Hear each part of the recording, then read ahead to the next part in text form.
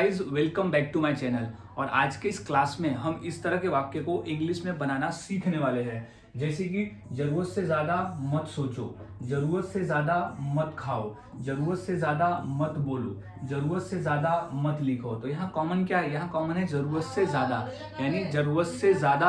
आज हम ऐसे ही वाक्य को इंग्लिश में बनाना सीखने वाले हैं और इतनी आसानी से सीखेंगे कि इस तरह के वाक्य को हर किसी के लिए इंग्लिश में बोलना आसान हो जाएगा इस वीडियो को पूरा देखने के बाद से। और हाँ गाइज, मैंने ऐसे ही 300 फॉर्मूलेज बनाए हुए हैं जहां आपको डेली के बोले जाने वाले वाक्यों के फॉर्मूलेज मिल जाएंगे और उसके साथ साथ हर फॉर्मूले के साथ में एग्जाम्पल भी दिया हुआ है, जिससे आप आसानी से इंग्लिश में बनाना सीख जाओगे और बोलना सीख जाओगे। तो अब देख लेते हैं कि इस तरह के वाक्य को हम इंग्लिश में कैसे बनाकर बोल सकते हैं। तो सबसे पहले हम समझ लेते हैं उस फॉर्मूले को।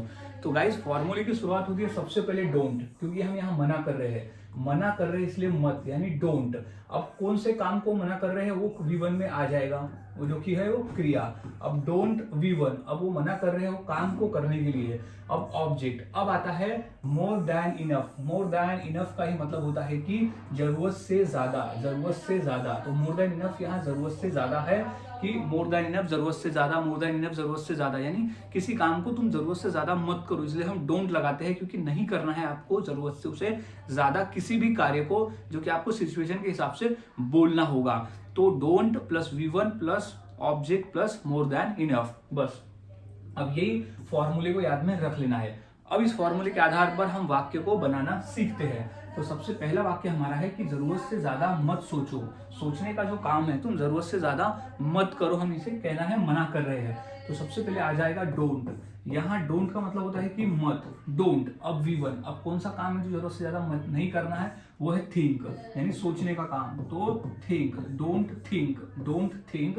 अब जरूरत से ज्यादा तो हो जाएगा more than enough, more than enough, more than enough, यानी जरूरत से ज्यादा मत सोचो। तो don't think more than enough, जरूरत से ज्यादा मत सोचो। अब नेक्स्ट वाक्य देख लेते हैं कि जरूरत से ज्यादा मत खाओ। जरूरत से ज्यादा मत खाओ, तो इंग्लिश हो जाएगी डोंट। जरूरत से ज्यादा मत खाओ, तो डोंट ईट। ईट यानी होता है खाना, तो डोंट ईट। पहले लिख दिया कि मत खाओ, तो डोंट ईट। अब क्या? जरूरत से ज्यादा, जरूरत से ज्यादा। तो more than enough, more than,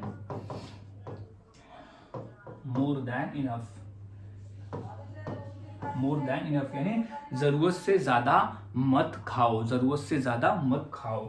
अब नेक्स्ट देख लेते हैं कि जरूरत से ज्यादा मत बोलो, जरूरत से ज्यादा मत बोलो। तो क्या हो जाएगा? सबसे पहले डोंट और V1, तो डोंट लगा देंगे सबसे पहले। तो डोंट यानी मत, क्या मत करो? बोलो। तो डोंट स्पीक, डोंट स्पीक यानी मत बोलो। डोंट स्पीक क्या है? जरूरत से ज्यादा। तो more than, more than enough, more than यानी जरूरत से ज्यादा मत बोलो, जरूरत से ज्यादा मत बोलो। अब नेक्स्ट है कि जरूरत से ज्यादा मत लिखो। जितना जरूरत है उतना ही लिखो, जरूरत से ज्यादा मत लिखो। तो इसकी इंग्लिश हो जाएगी डोंट, डोंट लिखना। तो डोंट राइट, मत लिखो। डोंट राइट क्या हो जाएगा? जरूरत से ज्यादा। तो more than, more than enough, तो है जरूरत से ज्यादा मत लिखो। तो don't write more than enough, यानी जरूरत से ज्यादा मत लिखो। तो इस तरह से गाइस हम आसानी से वाक्य को बना सकते हैं और बोल सकते हैं। काफी आसान है, फॉर्मूले को बस याद में रखना होता है। कुछ और वाक्य देख लेते हैं, जैसे जरूरत से ज्यादा टीवी मत देखो, जरूरत से ज्यादा टीवी मत देखो। तो क्या लिख देंगे हम? सबसे पहले तो आएगा हमारा डोंट, फिर V1 क्या है? देखना। तो डोंट वॉच, डोंट वॉच क्या मत देखो ज्यादा? टीवी। तो don't watch TV more than enough, more than, यानी जरूरत से ज्यादा टीवी मत देखो। अब नेक्स्ट है कि जरूरत से ज्यादा मोबाइल उपयोग मत करो। तो क्या हो जाएगा? डोंट, डोंट यूज मोबाइल, जरूरत से ज्यादा मोबाइल का उपयोग मत करो। तो don't use mobile more than, more than enough यानी जरूरत से ज्यादा मोबाइल का उपयोग मत करो।